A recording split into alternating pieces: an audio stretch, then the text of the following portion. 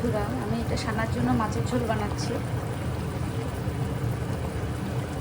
এর মধ্যে কিন্তু অনেক ভেজিটেবলস আছে, ঝিঙে আছে, পটল আছে, কুদ্রি আছে, চিচিঙ্গে আছে, আলু আছে। দিয়ে কিচ্ছু দিইনি, তেলের মধ্যে জিরে ফোড়ন দিয়েছি, একটু আদা আর জিরে বাটা দিয়েছি, ব্যাস। লাস্টে নামানোর আগে ধনে পাতা দিয়ে দিচ্ছি।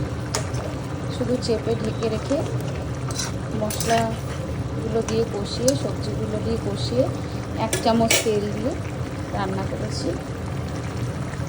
ঝোলটা ফুটে গেলে মাছগুলো দিয়েছি, আর 2-3 মিনিট ঝোলটা রান্না করলে রেডি হয়ে যায়। এখন বন্ধুরা, এই যে আমাদের সানা, যার বয়স 4 বছর 4 মাস, তার জন্য এনেছি এই যে মাছের ঝোল, যেটা আপনাদের দেখালাম। এটা কালকে রাতে ডাল করেছিলাম ওর জন্য স্পেশালি, যেটার মধ্যে কোনো তরকা দেয়া না, সিদ্ধ করা অনলি নুন হলুদ দিয়ে।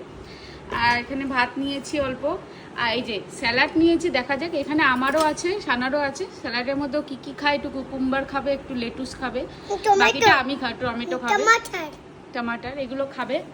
দেখা যাক ও কি কি খায়, আর বাকি আমাকে খাইয়ে দিতে হবে। অনিয়ন আছে, এই যে ভাত। কোনটা কোনটা ভালোবাসো বেশি? এটা ফিশ, সবগুলো ভালোবাসি। গুড। ভাতটা একটু ভাঙলাম, প্রথমে ভালো করে চটকে দিই। চটকানো প্রচণ্ড দরকার বাচ্চাদের, যাতে ডাইজেস্ট ভালো হয়। যে মাছটা রাখলাম, এবার সবজি দেবো। সবজির মধ্যে আগেই বলেছি প্রচুর সবজি দিয়েছি। আমার খুব সবজি ভালো লাগে, ওর খুব সবজি ভালো লাগে সত্যি বন্ধুরা। ওকে যা যা সবজি দিই ও কিন্তু সব খেয়ে নেয়। যেহেতু ও কিন্তু মাটন আর চিকেন খায় না, তাই জন্য ওকে আমি দুপুরে 2টো মাছ দিই, আর রাতে 1টা মাছই দিই, কারণ প্রোটিনটা খুব দরকার বাচ্চাদের বেড়ে ওঠার জন্য।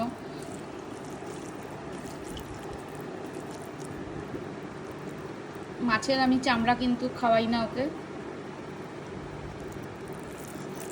খুবই অল্প পরিমাণ বাচ্চাদের খাওয়াতে হয় মুখে দিয়ে। দেখুন ও কি আনন্দে হাততালি দিচ্ছিল। ভালো মা খেতে, দেখুন কত খুশি ও। একটু এর সাথে কুকুম্বার নাও। এই হলো, দেখুন ও এত খেতে ভালোবাসে এই ঝোলটা।